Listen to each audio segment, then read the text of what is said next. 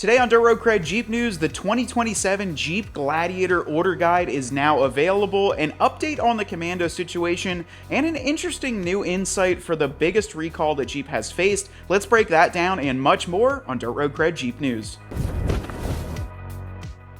Our Jeep Gladiator Mojave Vice giveaway is just rounding out. We've got over a month to go, and you guys can see this thing in person both at the Toledo Jeep Fest as well as Smoky Mountain Jeep Invasion. But if you can't see it in person and you want to enter into this giveaway, simply visit dirtroadcred.com where you can check out all the cool products that we have available on there. Not only our own merch, our own tactical bags, which we just used to go all the way out to California on the Rubicon Trail, all sorts of other goodies, including Armor Light, Motobuilt, Clayton Off-Road, a Zudo, all sorts of products on there, distinction applied, that you can pick up and automatically get entered into taking home the keys of the 2026 Mojave Vice and $10,000. Now, of course, no purchase is necessary to enter or win this giveaway, and all of the official rules are on dirtroadcredmedia.com.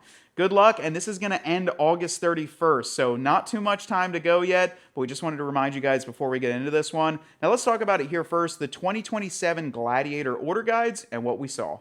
So a few days ago, our friend Anthony actually sent us over the order guide for the 2027 Gladiator, and I quote, said, "Do your thing." So he sent us over the order guide so we could take a little bit of a closer peek at the Jeep and see what was all entailed. Now, as I was reviewing the order guide, we looked over a lot of everything. I went through every page, pretty much every option, and to be 100% honest with you guys, I didn't really see too many differences from the 2026 Jeep Gladiator. In fact, I don't think I noticed one difference. Now, is there a couple pricing changes or little discrepancies on options? Yes, there could have been some buried in there, whether it was $50 or $100 difference.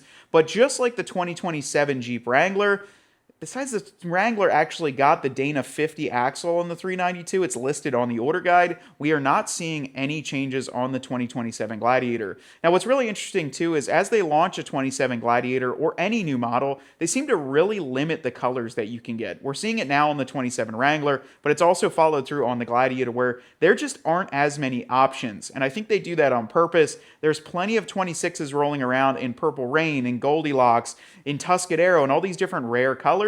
They want people to find the 26s, purchase their color versus ordering a new 27. But if you want a simple color like black, white, firecracker red, or some of those colors, you can go on and order the latest model. There's always been an argument, should you buy a 26 or a 27 or the latest model year or 1 year prior? Will that affect your resale value? If you plan on keeping it for a while, it doesn't really matter, but sometimes buying the newest model is the best advantage because you're not catching all that depreciation right away. So we're going to be keeping an eye on this to see any other colors that kind of come about, any other trims that might be available. But one of the really cool trims that we actually got to explore when we were out on the Rubicon Trail was the white cap. Now, we had the Juice white cap out there, and I got to be honest with you, the white cap is very much grown on us. A few weeks prior to us at the Rubicon Trail, we had a meet and greet at Jim Marsh Jeep in Las Vegas, Nevada, one of our dealership affiliate partners, and they have about 20 white caps out there. And in fact, they listened to our advice, and I said, look, we've got to tie the white from the top and the sides into the wheels. And they did two custom builds, one with a Black Rhino steel wheel that we have on our 41 build in the white color, and then another one of the white caps, they actually powder coated the beadlock ring in white. Those both turned out absolutely incredible. We'll post some pictures up here. But if you guys haven't seen our Rubicon Trail video, be sure to check that one out. That was such a fun video, and it actually marked on the Saturday that we were on the private overlook of the Rubicon Springs, 4 years since we picked up the high-velocity Wrangler that started Dirt Road Cred. I got a memory on my phone from my son, who was 5 months old, and now he's, how old now, when he was actually sitting and holding the steering wheel on that Jeep. So it's been 4 years since we took the journey and started this channel. Now, I will say out on the Rubicon Trail, we had a fantastic time. There was a lot of scraping, and there was a little bit of low-hanging fruit on the Gladiator, and we would always recommend for a Gladiator to lift them up a little bit. And we wanted to thank today's sponsor of the video, Clayton Off-Road, as we would recommend if you're going to be wheeling your Gladiator to at least pick up a Clayton Off-Road lift kit to help get you up in the air, articulate more, and give you more strength. Clayton Off-Road's been in the business for a very long time, and they are the only suspension that we've run on all the Jeeps here on the channel. Our giveaway Gladiator has a 1.5-inch Overland Plus suspension system, clearing 37s perfectly, and that thing I think would have handled it so much better just being up in the air a little bit. Next up to bat on Jeep news is some news from the top. The Jeep CEO has now changed to an individual named Brandon Cote.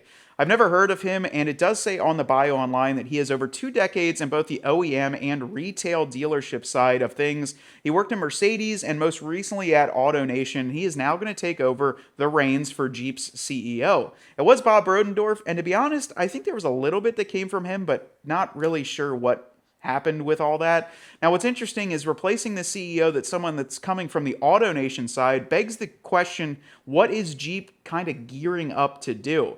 I know a lot of dealerships throughout the country, and especially larger ones such as CarMax and Carvana, are actually becoming dealerships for big brands, for Ford, for Chevy, for Jeep, for Ram, and those places hold thousands of vehicles. They actually have automated test drives where, Ryan, you can literally click online and they'll drop the key out of a vending machine and you can just take it for a test drive. It's a really interesting scenario, but it's because they've got so much capital and so much funds to play with that they don't really care if someone wrecks a Jeep every so often, wrecks a car, oh well, they still got thousands of other sales. I'm curious on to what the idea or the objective is for bringing in a new CEO that kind of gives that experience on the AutoNation side, which is a massive dealer franchise throughout the country, and what we will start seeing, I think, on the dealership side versus the Jeep kind of brand as itself. Now, when we speak of brand, Brandon Cote is still going to report to Tim Kuniskis. We actually heard a really cool story out on the Rubicon Trail from some of our friends at the Jeep executive team. They watched the Commando video. They saw our being disgruntled. They read the comments. And that night, they sat down, had a meeting, and figured out the price for the top-end doors. Now, this is what we're trying to do as a brand and as a community, is we are trying to get Jeep to make decisions. All of these decisions can't happen overnight. In the most recent video, we kept seeing, if you guys are friends with the Jeep execs, why are we not hearing about a 5.7 Gladiator? Why are we not hearing about a 2-door Gladiator? Guys, we don't have that information either. When you're building out a product, when you're planning these things, it takes years and millions of dollars to do. And I'm not siding with Jeep on any of this because let's be real, Ryan, I think the 5.7 Gladiator should have been in there for a very long time. But what we are trying to understand is the internal workings of Jeep and how it actually becomes an idea to a reality. CEO changes, leadership changes, budget changes, and even administration changes can all affect the way that the brand builds and what they're going into. Now, it was really cool for us to have an impact and actually have a decision made by Fox Vehicles and coming down from the Jeep side. So if you guys don't think they're reading the comments, they are, because a decision was made the night of the video. So thank you to all the team that did that and made that possible to give that answer at least to the people that ordered the Commando. But what's neat is we're seeing some other changes on the Jeep website as well. A lot of people, this is back when we used to work at the dealership, they would always ask, why can I build out a 26 still? I can't build out a 27. I can't see this color on the website. I can't see that color. The entire reason for that, and pause the video and listen to it again, they only release the colors on the website on the build-in price when they have units in stock. The reason for this is so that if I build out a Purple Rain Gladiator Mojave, I can find one of those in stock or in the dealer network throughout the country. They don't want you to build out vehicles that you can only order right now, because then at the end, at the call to action where they want you to purchase a vehicle, they have no units available. So right now you can go on, you can build out a Willys 392, you can check it out in all the colors, you can even add Tuscadero, Goldilocks, Purple Rain, all these other colors that are seemingly gone for 27, you can still build them out for a 26, find one that's close to you, or find one throughout the country. So that's why it takes so long to update. They wait for inventory to hit the ground, and then they allow you to build in price. Pretty much follow Dirt Road Cred if you're curious what a color looks like, because we're probably going to buy one as soon as they get released. Purple Rain, Goldilocks, Juice, Anvil, we buy these things, get them in, and then we show you what the real color looks like. But it's nice now. You can go on, you can build those out, see what they look like, and then find one. Now, on the not-so-good side of the news, well, it depends on how you look at it. Every cup is either half empty or half full. Some updates on the electronic high-power steering system recall. We've got the letters in the mail. And boy, we've got too many letters. They must have cut down a lot of trees to send them all to us, because we got a lot of them. Ryan got a few. We got emails. I got a couple in the mailbox. And what we're hearing for the recall is that you can now schedule your inspection, and what the dealership is going to do from what we are hearing is they are going to bring your vehicle in, they are going to inspect both the connector at the power steering pump and the wiring harness side. Now, what the tricky part with this is A, you can either have no issues. They'll inspect it, they'll notice there's no corrosion, you're good to go. Slap on the back, hey, get out of here, your Jeep is fine.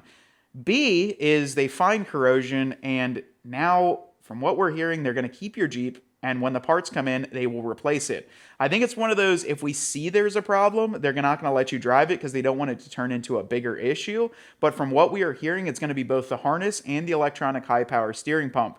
Now, we'll probably take the 41 build in here shortly, and your Anvil is also recalled, and we will go through the process with our local dealership to see what the inspection looks like. But for right now, it's very important you get it done, though. I can't really say that it's a bad thing. You know, they're going to keep your Jeep, but, like, God forbid something actually happens. You know, like, what if something does happen with that corrosion, starts to create more resistance, and then something more serious happens with your Jeep, when all it takes is a quick inspection with your local dealership. So we've got the letters in. We're going to be testing out our Jeeps here soon to see what the actual recall looks like, and we'll take you guys along for that so you can follow with our builds what's going to have to happen, and if ours are recalled. You got to remember, we're in the Northeast. We're in central Pennsylvania. We get a lot of salt, a lot of snow, and a lot of corrosion on most of our vehicles. So I think more kind of north into the Rust Belt is probably going to have more of the issues than I would consider like an Arizona or a Texas, something that's a little bit drier and a better kind of climate for corrosion to not be existent. But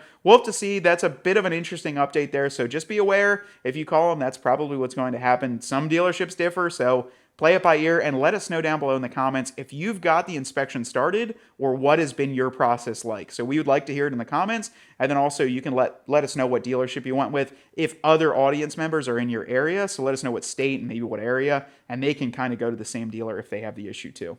Now, if you guys came down and saw us at the New Jersey Jeep Invasion, thank you guys so much as well. We're so sorry that we couldn't be there. We had to go to the Rubicon Trail and do that collab with Jeep Corporate, and we had a fantastic time, but to be real, we missed seeing you guys. We love interacting, meeting, and greeting, and talking to each and every one of you guys. And if you're going to be at some of the other shows throughout the rest of the year, we will be at the Toledo Jeep Fest, and we'll also be at the Great Smoky Mountain Jeep Invasion in Tennessee, and then maybe some smaller ones. I know there's another one in New Jersey in October, and maybe one in Myrtle Beach. So if you guys are there, we'll definitely be at Toledo and Smoky Mountain, so we hope to see you there, catch up with us, maybe get some last final entries and pick up some merch for the Gladiator giveaway, get to see all of our rigs in person, and just hang out and have a great time. A huge shout out to all of our other staff that was down at the New Jersey show. Drop a comment if you guys met and talked to them, because they had a fantastic time meeting and talking to all of you as well.